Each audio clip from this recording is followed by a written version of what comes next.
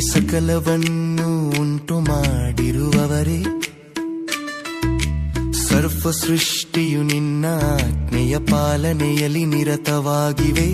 ಈ ಭೂಮಿಯು ಇದರಲ್ಲಿರುವುದೆಲ್ಲವೂ ನಿನ್ನದೇ, ನೀ ನನ್ನ ತಂದೆ. ಆಹಾ ಇದೆಷ್ಟೋ ಆನಂದ, ನೀ ನನ್ನ ತಂದೆ. ಆಹಾ ಇದೆಷ್ಟೋ ಆನಂದ, ನೀ ನನ್ನ ತಂದೆ. ಆಹಾ ಇದೆಷ್ಟೋ ಆನಂದ.